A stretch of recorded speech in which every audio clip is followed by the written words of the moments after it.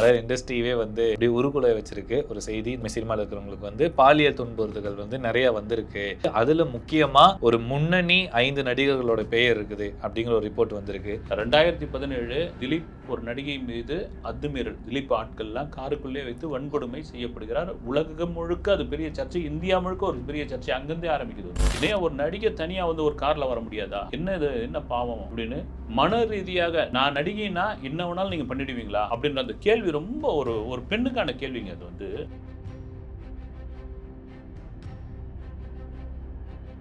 உடனடியாக இதுக்கு ஒரு கமிட்டி போடணும், உடனடியாக இதுக்கு நடவடிக்கை எடுக்கணும் போது முன்னாள் நீதிபதி ஹேமா அவர்களுடைய தலைமையில் ஹேமா கமிட்டி ஒன்று போடுறாங்க. விசாரணை நடக்குது. 2017 ஆரம்பிச்சு 2019 ஒத்தாச்சு. இன்னும் அந்த அறிக்கை ஏன் வெளியிடலன்னு யாருமே கேட்காத பொழுது ஒரே ஒரு நடிகை கேட்குறாங்க. அவங்க தான் பார்வதி.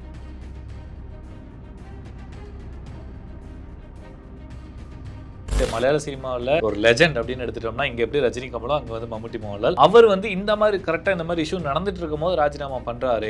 இவருடைய பேர் அதுல ரொம்ப அனைத்தரமா அடிப்படும் அப்படிங்கிற ஒரு கருத்து வந்து சோசியல் மீடியால போயிட்டு இருக்கு சார். ஆதர்ச நாயகர்னு யாரெல்லாம் கொண்டாடணுமோ, இங்கேயே நம்ம கொண்டாடணுமோ, அவர்கள்லாம் இப்படியாப்பட்ட வேலையா பண்ணியிருக்கிறீங்க. என்னையா அது? ஏமா கமிட்டியில் போய் பாதிக்கப்பட்டவர்கள் சொன்னவர்கள் அத்தனை பேரும் வந்து பெரும்பான்மையா மோகன்லால் பேர் தான் சொல்லியிருக்காங்க. லாலியாட்டான்னு எல்லாரும் கொண்டாடினவர்கள் இப்படி ஒரு லாலியாட்டனா நீங்க அப்படின்ற ஒரு கேள்வி வைக்கும் பொழுது தான் நீங்க மலையாள சினிமா ரசிகர்களை தாண்டி இந்திய சினிமா ரசிகர்கள் என்னங்க அப்படின்னு இதுக்கும் இந்திய திரைப்படங்கள் மற்ற மொழி படங்கள் அதிகம் பண்ணாதவர் வந்து மோகன்லால்.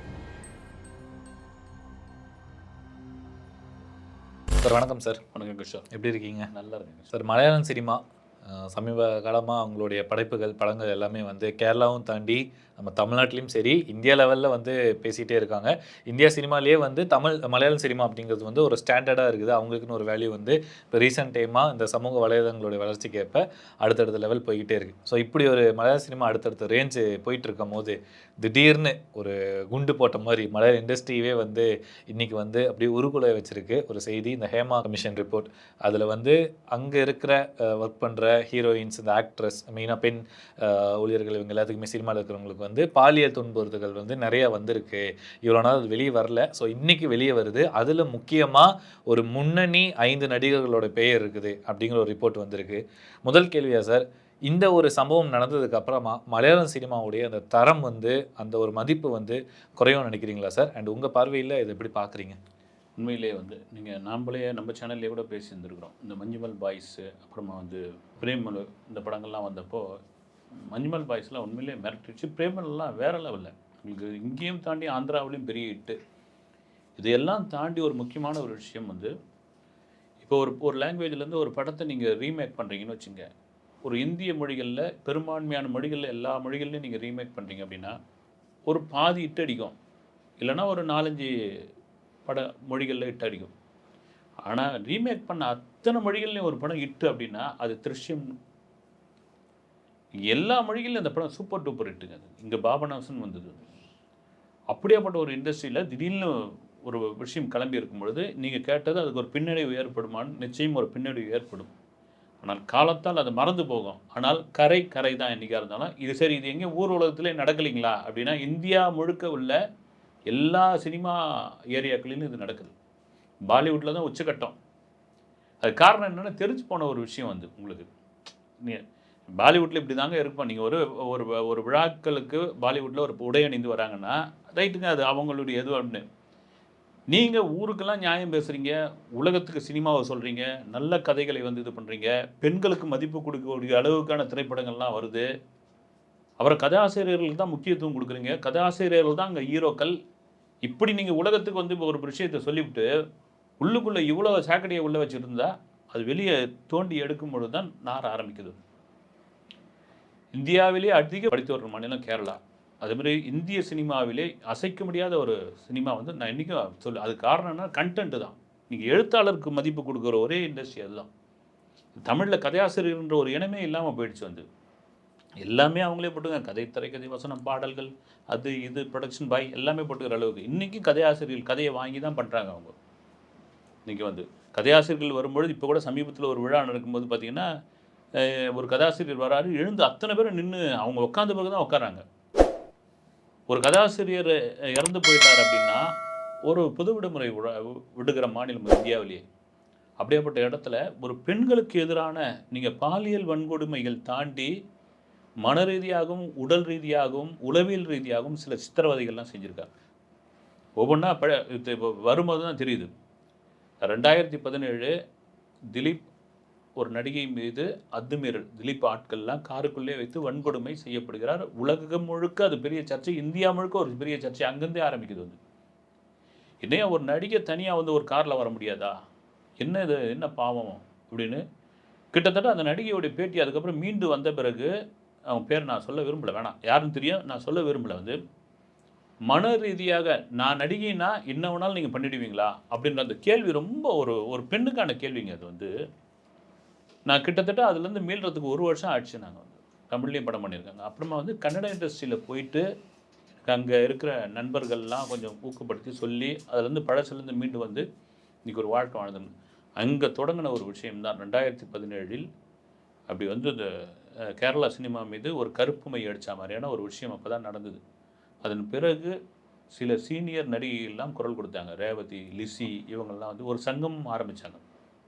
ஆரம்பித்து உடனடியாக இதுக்கு ஒரு கமிட்டி போடணும், உடனடியாக இதுக்கு நடவடிக்கை எடுக்கணும்போது நீதிபதி, முன்னாள் நீதிபதி ஹேமா அவர்களுடைய தலைமையில் ஹேமா கமிட்டி ஒன்று போடுறாங்க. விசாரணை நடக்குது. விசாரணை எப்படி நடக்குதுன்னா, பாதிக்கப்பட்டவர்கள் எல்லாம் வந்து வாக்குமூலம் கொடுக்குறாங்க. பாதிக்கப்பட்டவர்கள் நேரில் வர முடியலனாலும் தொலைபேசிலையும் சொல்லுங்கன்றாங்க. அவங்க எழுத்து வடிவிலான வாக்குமூலமும் பெறப்படுது. 2019 233 பக்கம் ஹேமா கமிட்டியோடைய பக்கத்தை வந்து சப்மிட் பண்ணுறாங்க. அதை தூக்கி அப்படியே போட்டாங்க. இன்றைக்கி எல்லா கமிட்டி போடுற அறிக்கையும் அப்படி தான் வந்து கொடுக்குற அறிக்கையெல்லாம் அது என்ன அரசியலாக இருக்கட்டும், சினிமாவாக இருக்கட்டும், இதெல்லாம் தூக்கி அப்படி வெளில வச்சுருவாங்க. அது வந்து அது கமிட்டி போடுறதே ஒரு கண் துடைப்புக்கு தான். 2017 ஆரம்பித்து 2019 ஒத்தாச்சு. இன்னும் அந்த அறிக்கை ஏன் வெளியிடலன்னு யாருமே கேட்காத பொழுது ஒரே ஒரு நடிகை கேட்குறாங்க. அவங்க தான் பார்வதி, பூ பார்வதி. அது ஒரு மிகப்பெரிய ஒரு இதாக மாறிச்சு சார் அவங்க கேட்டதுக்கு அப்புறமா. 2019 இது பண்ணது இப்போ வரைக்கும் ஏன் வெளியே கொண்டு வரவே இல்லை? யாராவது கேட்டு தான் ஆகணும். அதுவும் மிக துணிச்சலாக கேட்டு அதுவும் விடவே இல்லை வந்து. இந்த அரசு, அதாவது வந்து கேரள அரசு எலெக்ஷன் டைமில் தான் இந்த அறிக்கையை வெளியிடுவாங்க. காரணம் என்னன்னா, பெண்களுக்கு ஆதரவாக இந்த அரசு இருக்குன்னு காமிச்சிக்கிறதுக்காக அதை பண்ண போகிறாங்கன்ற சொன்ன வார்த்தை தான் ரிலீஸ் பண்ணிக்கணும்னு ஆயிடுச்சு.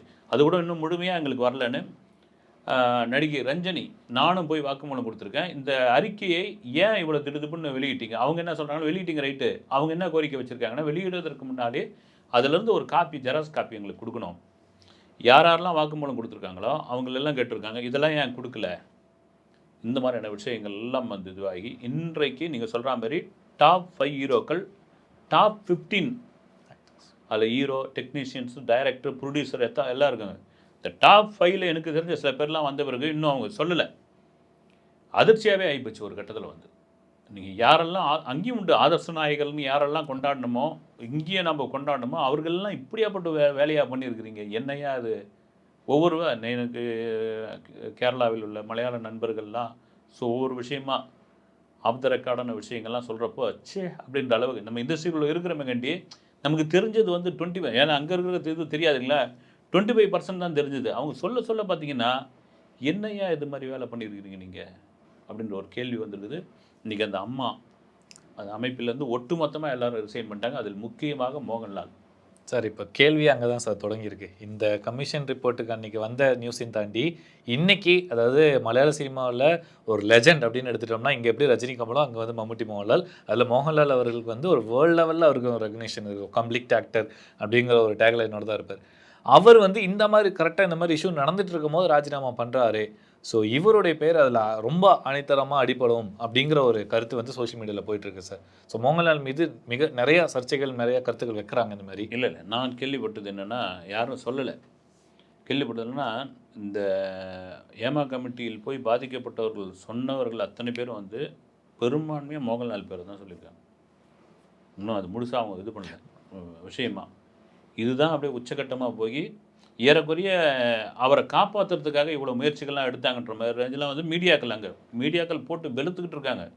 நீங்கள் எங்கேயாவது நீங்கள் தப்பிச்சிட முடியும், கேரளாவில் மட்டும் தப்பிக்கவே முடியாதுங்க. வந்து மீடியா வளைச்சி அடித்து நொறுக்கிடுவாங்க. இப்போ தான் போட்டு அக்கு வேறு ஆணி வேறு பிரிச்சுக்கிட்டு இருக்காங்க. எங்கள் அப்பா குதிரைக்குள்ளன்ற கதையாக வந்து வந்தாச்சு, வெளியே ஓடி வெளியே இதுவாகிடுச்சு. இப்போ இங்கே தான் தெரிஞ்சு வந்து லாலேட்டான்னு எல்லாரும் கொண்டாடினவர் இப்படி ஒரு லாலேட்டனா நீங்கள் அப்படின்ற ஒரு கேள்வி வைக்கும்பொழுது தான் நீங்கள் மலையாள சினிமா ரசிகர்களை தாண்டி இந்திய சினிமா ரசிகர்லாம் என்னங்க அப்படின்னு. இதுக்கும் இந்திய திரைப்படங்கள் மற்ற மொழி படங்கள் அதிகம் பண்ணாதவர் வந்து மோகன்லால்.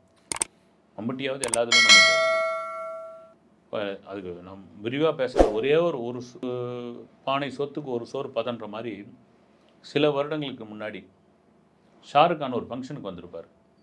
அங்கே வந்து சீஃப் கெஸ்ட்டு மோகன்லால். ஷாருக் கானை வரவேற்கிறதுக்காக ஒரு 12-13 மலையாள நடிகைகள் வந்து வரவேற்பாங்க. ஒவ்வொருத்தராக வந்து ஹக் பண்ணிக்கிட்டே வந்து இவர் மேடை ஏறி பிடிப்பார் வந்து ஷாருக் கான். அங்கே தாங்க அடிச்சு நொறுக்குவான் தலைவன். லாலேட்டேன், நீங்கள் ஏன் வந்து பாலிவுட்டு மற்ற லாங்குவேஜுக்கெலாம் வரமாட்டீங்கன்னு இப்போ தான் தெரியுது. இவங்க எல்லாம் பின்னாடி இருக்காங்கன்னு. இதுதான் இது ஒட்டு மொத்தமாக நீங்கள் விரிவாக பேசவே தேவையில்ல. ஷாருக் கான் அன்று சொன்ன ஒரு வார்த்தை நீ போதும். அன்றே கணித்தார் சூர்யா மாதிரி அன்றே இன்று கொடுத்தார் ஷாருக் கான். சார் இப்போ அதுதான் சார் மோகன்லால் பேர் சார் இடம்பெற்றதை தாண்டி அதுக்கு முன்னாடி சித்திக் அவர்கள், அதாவது ரொம்ப ஒரு மூத்த நடிகர், முகேஷ் அவர்கள் காமெடியில் வந்து இவ்வளோ இதெல்லாம் பண்ணுவாங்க. இவங்கெல்லாம் இந்த இதில் பண்ணுறாங்களா அப்படிங்கிற ஒரு விஷயமும் தாண்டி இன்றைக்கி அவங்க மீது வழக்கெல்லாம் பதிவு பண்ணி அவங்களும் அந்த அசோசியேஷன்லேருந்து ராஜினாமா பண்ண சொல்லி வந்துட்டாங்க. மோகன்லால் வந்து ராஜினாமா பண்ணிட்டாரு, ஆனால் இவங்களை வந்து பண்ண சொல்லி இவங்க வந்துட்டாங்க. ஸோ இந்த மாதிரி விஷயங்கள் எப்படி சார் பார்க்குறீங்க? ஏன்னா இது வந்து ரொம்ப யங் ஆக்டர்ஸ் பண்ணல, ரொம்ப மூத்த நடிகர்கள், இளம் ஆர்டிஸ்ட், ஜூனியர் ஆர்டிஸ்ட், கேரக்டர் ஆர்டிஸ்டாக வர ஒரு ஆர்டிஸ்ட் ஒருத்தவங்க தான் இன்டர்வியூ கொடுத்துருந்தாங்க. அவங்க கொடுத்த இன்டர்வியூ தான் வந்து சித்திக் அவர்கள் மீது ஒரு மிகப்பெரிய ஒரு குற்றச்சாட்டு வந்து இன்றைக்கி அவர் வந்து அந்த பதவியை வந்து ராஜினாமா பண்ணிட்டு அவர் மீது வழக்கு தொடர்ந்துருக்காங்க. ஸோ மூத்த நடிகர்கள் இந்த மாதிரி அப்கமிங்கில் வர ஒரு திறமை மட்டுமே இருந்துட்டு இண்டஸ்ட்ரியில் எப்படியா ஷைன் ஆயிடணும் அப்படின்னு நினச்சி வர அந்த பெண் ஆர்டிஸ்ட் மீது இந்த மாதிரி பாலியல் துன்புறுத்தல்கள் பண்ணுறாங்களே சார், ஸோ அதை எப்படி பார்க்குறீங்க? மிக தவறான ஒரு விஷயங்க. அது எப்படி பார்க்குறீங்கன்னு சொல்லவே கூடாது. வந்து நீங்கள் சொன்ன மாதிரி அவங்கெல்லாம் பார்த்தீங்கன்னா ஒரு கடந்து போன வயது கடந்து எவ்வளோ அனுபவம் இதுவான ஆட்கள். ஒரே ஒரு விஷயம் என்னென்னா, நான் ஒரு நடிகை கிட்ட பேசிகிட்டு இருக்கும்போது அவங்க என்ன சொன்னாங்க, அவங்க மலையாள படங்களும் பண்ணிகிட்ருக்காங்க சார், தமிழாகட்டும் தெலுங்கு ஆகட்டும். இப்போ சமீபமாக இந்த யூடியூப்லாம் அட்ஜஸ்ட்மெண்ட்டுன்ற ஒரு வார்த்தை சர்வசாதாரணமாக போயிட்டுருக்குல்ல, அந்த காலத்துலேயும் உண்டு. இங்கே ஓப்பனாக கேட்டுவிடுவாங்க, ரைட் ஓகேன்னு, விருப்பப்பட்டால் வாங்க, இல்லைன்னா கிளம்பி போங்கன்னு. அங்கே வாங்கன்னு சொல்லிவிட்டு இதெல்லாம் இல்லைன்னு தெரிஞ்ச பிறகு பண்ணுற சிலுமிஷம் இருக்குது இல்லைங்களா, அது மகா குடும்பம் சார். அது நடக்குது, அது நடந்திருக்கு. அதனுடைய வெளிப்பாடு தான் இப்போ வந்திருக்குது. ஒரு நடிகையுடைய பேட்டி, யாரை அவங்க சித்திக்க சொல்கிறாங்களா யாரை சொல்கிறாங்க பேர் சொல்ல, அது ஒரு கணவன் மனைவியாக நாங்கள் நடித்தோம், கட்டி பிடிக்கிற ஒரு சீனு 17 ரீடேக்கு. 17 ரீடேக்கு காரணம் இந்த நடிகர் வேணும்னே என்னை கட்டி பிடிக்கிறாரு, தப்பாக கட்டி பிடிக்கிறாரு. அந்த டைரக்டருக்கு தெரியும், அந்த டைரக்டர் வந்து நான் தான் சரியாக பண்ணலன்னு என்னை அத்தனை பேர் முன்னாடி திட்டுறாங்க, அத்தனை பேர் அப்படி சிரிச்சுக்கிட்டு இருக்காங்க. இது எவ்வளோ பெரிய ஒரு கொடுமையான ஒரு விஷயம் பாருங்க. அப்படி ஒரு எனக்கு என்ன ஆகிப்போச்சு, ஒவ்வொரு முறையும் அவர் பிடிக்கும் போதும் சொல்லக்கூடாத இடத்தெல்லாம் தொடுறாப்புல ஒரு மாதிரி உடம்பே கூசி போயிடுச்சு. எப்போ இதை முடிப்பாங்கன்ற அளவுக்கு ஆகிடுச்சு. இரவு முழுக்க நான் தூங்கலை. பெண் தானே வந்துங்க. நீங்கள் மீட்டூன்ற ஒரு விஷயம் என்னென்னா, உடன்படாதவர்கள் அப்படின்னும் பொழுது அது மீட்டூவில் தான் சேரும். நீங்கள் உடன்பட்டீங்க ரைட்டு. நீங்கள் எவ்வளோ தூரம் வந்து கட்டாயப்படுத்துறீங்க, உடல் ரீதியாக மன ரீதியாக கட்டாயப்படுத்துறீங்கன்னா அது எவ்வளோ பெரிய ஒரு கொடுமையான ஒரு விஷயம் வந்து. நீங்கள் ஒவ்வொன்றா வெளியே வரும்போது தான் என்னையா நீங்கள் ஆரம்பத்தில் நீங்கள் சொன்ன மாதிரி எப்படி ஒரு உயர்ந்து பார்த்த ஒரு இண்டஸ்ட்ரி இதில் இதுவாகி போச்சு. அவங்க என்ன சொல்லுவோம், உலகத்தில் நடக்காதா? நான் உலகத்தில் நடக்காதது விடுங்க, நீங்கள் உலகத்தில் இவ்வளோ மோசமான நடக்கலை. இப்போ வெளியே வந்த பிறகு இந்த கமிட்டி ஏன் எவ்வளோ நாள் தாமதப்படுத்திருக்காங்கன்னு இப்போ தான் தெரியுது. வந்து இவர்களையெல்லாம் காப்பாற்றுவதற்காக ஒரு அரசியல் நடந்திருக்குது. பார்வதி மாதிரியான நடிகைகள்லாம் இதில் குரல் கொடுக்கலன்னா என்ன ஆயிருக்கும்? எங்கள் மலையாள இண்டஸ்ட்ரியில் ஒரு மூத்த நடிகர் மறைந்த திலகனுடைய மகள். இங்கெல்லாம் நமக்கு தெரிஞ்சது எப்படி பழைய பன்னீர்செல்வம் வரணும்னு இந்த டயலாக் இன்றைக்கு வரைக்கும் பல படங்கள் வந்து எனக்கு வந்து ஒரு ரங்காராவ், வி.கே. ராமசாமியுடைய உடல் மொழி அவர்கிட்ட தெரியும். வந்து அவங்களாம் வந்து உடம்பு அழட்டிக்க மாட்டாங்க, ஃபேஸ் ரியாக்ஷன்லேயே கொடுப்பாங்க. ஆகச்சிறந்த ஒரு நடிகர் இண்டஸ்ட்ரியில் வந்து அவ்வளோ பேர் வாங்கின அவங்களுடைய மகளுக்கு நடந்திருக்குதுன்னா எவ்வளோ பெரிய விஷயம். இதையெல்லாம் தாண்டி இன்னொரு இதுதான் எனக்கு ரொம்ப ஒரு இதுவான வாய்ப்புச்சு. என்னென்னா மொத்தத்திலே ஒரு 2 கேரவன் தான் வருமா பல படப்பிடிப்புகளுக்கு. 2 கேரவன் தானா, ஒரு ஜூனியர் ஆர்டிஸ்டிலேருந்து அப்புறமா வந்து ஓரளவுக்கு கேரக்டர் ரோல் பண்ணுறவங்க வரைக்கும் வந்து பாத்ரூம் வசதி கிடையாது. காலையிலேருந்து படப்பிடிப்பு முடிகிற வரைக்கும் தண்ணி குடிக்கிறதுக்கு பெண்கள் தயங்குவாங்களாம்.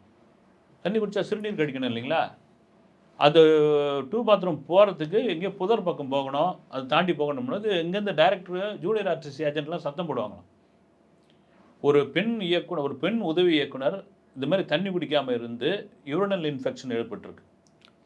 இன்னொரு பெண் இயக்குனருக்கு வந்து மென்சஸ் டைமில் அவங்க போயிட்டு அந்த கழிப்பறையை அந்த ஹீரோயினுடைய கேரவன் கேட்டிருக்காங்க, நீ ஏடி தானே கிளம்பு அப்படின்னு சொல்லி. ஹீரோவோட கேரவன் வந்து ஹீரோயினுடைய கேரவன், ஹீரோயினோட ஹீரோ கூட கேரவன் கூட கேட்கல வந்து ஹீரோயினோட கேரவனை நான் யூஸ் பண்ணிக்கிறேன். பேடோட நின்றுக்கிட்டு ஒரு வந்திருக்காங்க வந்து எங்களைங்க புதர் பக்கம் போ அப்படின்னுங்கிறாங்க. அப்போ என்னங்க வந்து நீங்கள் வெறும் இது மட்டும் பார்க்காமல் எவ்வளோ உளவியல் ரீதியான எவ்வளோ இதுவெல்லாம் வந்து நீங்கள் உலகத்துக்கு என்ன பெரிய இதுவோ சொல்கிறீங்க நீங்கள் வந்து எவ்வளோ பெரிய மோசமான ஒரு விஷயம் வந்து ஒவ்வொன்றா வருது வந்து இந்த 233 பக்கத்தில் இருக்கிற ஒவ்வொரு பக்கமும் படித்தா அவ்வளோ இதுவாக இருக்குமா, அவ்வளோ வேதனையாக இருக்கும். அத்தனை பேருடைய வாக்குமூலமும் கொடுத்துருக்காங்க. சார் இது வந்து ஒரு துன்புறுத்தலும் தாண்டி ஒரு மனிதநேயம் இல்லாத ஒரு செயலாகவே நம்ம பார்க்குறோம். மனிதநேயம் இல்லாத செயல், உளவியல் ரீதியாக பாதிப்பை உண்டாக்குன ஒரு செயல், மன ரீதியாக காயப்படுத்தின செயல், அதுக்கப்புறம் தான் உடல் ரீதியான சீண்டல்கள்லாம் நடந்திருக்கு. இது எவ்வளோ பெரிய பாருங்க. நீங்கள் என்ன பெண்கள்லாம் கில்லுக்கிறன்னு நினைக்கிறீங்களா, இல்லை நடிகைகள்லாம் கில்லுக்கிறன்னு நினைக்கிறீங்களா, சினிமாவில் இருக்கிறவங்களாம் சாதாரணம்னு நினைக்கிறீங்களா? அதனுடைய வெளிப்பாடு தான் இது வந்து. இறுதியாக சார் தமிழ்நாட்டில் வந்து ஒரு சுச்சி லீக்ஸ் வந்து ஒரே ஒரு சுச்சி லீக்ஸ் தான் வந்துச்சு, ஒட்டுமொத்த தமிழ் இண்டஸ்ட்ரியே வந்து தூக்கி போட்டுருச்சு. அதுவே வந்து கொஞ்சம் காலத்துக்கு அப்புறமா அப்படியே மறைஞ்சது. இப்போ சுசித்ரா திருப்பி இன்டர்வியூ கொடுத்தாங்க, திருப்பியே அது வந்து அப்படியே மூடி மறைச்சிட்டாங்க எப்படி ஒரு இதில் சோஷியல் மீடியாவில். இன்றைக்கி மலையாள இண்டஸ்ட்ரி நெய்பரிங் ஸ்டேட்டு ஒரு லெவல் மேலேயே நம்ம பார்த்த ஒரு இண்டஸ்ட்ரி, அது மீதும் இந்த மாதிரி ஒரு குற்றச்சாட்டு இன்றைக்கி வந்து ஒரு பேட் இமேஜே கிரியேட் ஆயிடுச்சு மொத்த இண்டஸ்ட்ரி மேலேயும். ஒரு சில நடிகர்கள் பண்ணனால டோட்டல் இண்டஸ்ட்ரி மீதும் இந்த மாதிரி கருப்பு ஒரு இமேஜ். ஸோ இந்த ஒரு ஹேமா கமிஷன், இந்த ஒரு கமிட்டி, இந்த ஒரு குற்றச்சாட்டு, இந்த நியூஸ் வந்து இதுக்கப்புறமா இதுக்கு அடுத்து ஆக்ஷன் எடுப்பாங்கன்னு நினைக்கிறீங்களா சார்? இல்லை இங்கே சுச்சி லீக்ஸுக்கு தமிழ்நாட்டில் நடந்த மாதிரி தான் நிலைமை அங்கேயே நடக்குமா சார்? இது ஒரு ஆக்ஷன் எடுக்க மாட்டாங்க, பரபரப்பாக பேசுவாங்க. நிச்சயமாக பாருங்கள், எனக்கு தெரிஞ்சு அதான் இருக்கும். பரபரப்பாக பேசுவாங்க, ஒரு 10 நாளைக்கு போவோம், அதிகபட்சமாக 20 நாளைக்கு போவோம், இருக்கிற ஊடகங்கள்லாம் பேசுவாங்க. இன்னொரு ஏதாவது ஒரு பிரச்சனை வரும்போது அதை மறந்துட்டு அப்படியே அதை வந்து நீர்த்து போக விட்டுருவாங்க வந்து. அதே அப்படியே நீர்த்து போயிடும் வந்து. உண்மையாக இது மேல் நடவடிக்கை எடுத்தால் எப்படி ஒரு கரை வந்து மலையாள இண்டஸ்ட்ரிக்கு, சினிமா இண்டஸ்ட்ரிக்கு ஏற்பட்டதோ அந்த கரையை அப்படியே கட்டை விரல் வச்சு அழுத்தா மாதிரியான ஒரு அடித்து துடைச்சா மாதிரியான ஒரு விஷயமா மாறும் இது ஆக்ஷன் எடுத்தாங்கன்னா. ஏன்னா பெரும்பாலும் நீங்கள் சொன்ன மாதிரி இங்கே நடந்த ஒரு விஷயந்தான். சுச்சி லீக்ஸ்லேருந்து ஆரம்பித்து ஒவ்வொரு குற்றச்சாட்டும் அது கடந்து போகிற மாதிரி. அந்த ஒரு லேடி யார், ஸ்ரீரெட்டி. ஆமாம், ஏங்க ஒரு பெண்ணு ஒரு ஒரு ஃபிலிம் சேம்பர் முன்னாடி தெலுங்கு ஆந்திராவில் ஒரு அரை நிர்வாணமாக என்ன தான் நடிக்கையாக இருந்தால் கூட அவ்வளோ கேமராக்கள் இருக்கும் பொழுது வந்து நீ இது பண்ணுறாங்கன்னா எப்படி பொய் இல்லாமல் இருக்கும் அது. அவ்வளோதான் காலத்தால் இது ஆணாதிக்கம் மிக்க இந்த இண்டஸ்ட்ரியில் அது எதுவாக இருந்தாலும் சரி, பெண்கள் சாதாரண ஒரு கில்லுக்கு இறைகள் தான். பெண்களாக இந்த பிரச்சனையை இன்னும் அழுத்தம் கொடுத்தால் நிச்சயமாக நீதி கிடைக்குன்னு நம்புகிறேன். இல்லை சார், நீங்கள் சொன்ன மாதிரி அவங்க வந்து விமன் சென்ட்ரிக்காக நிறைய படங்கள் வந்து உலகத்தர படங்கள் எடுக்கிறாங்க. பட் அந்த படங்களில் அவங்க காட்டுற அந்த ஒரு நியாயமும் அந்த இது வந்து ரியல் லைஃப்பில் அதே ஆக்டர்ஸ்க்கு காட்டினா இது போகிற சம்பவங்கள் தொடர்ந்து நடக்காது. அண்ட் மேலும் இதுக்கான ஆக்ஷன் வந்து நடந்தால் உண்மையிலே அடுத்தடுத்த கட்டத்தில் இனி வரக்கூடிய பெண்களுக்கும் ஒரு நம்பிக்கையோட இண்டஸ்ட்ரிக்குள்ளே வருவாங்கன்னு நினைக்கிறேன். பல கருத்துக்களும் நேரம் கொடுத்ததுக்கு ரொம்ப நன்றி சார். வணக்கம்.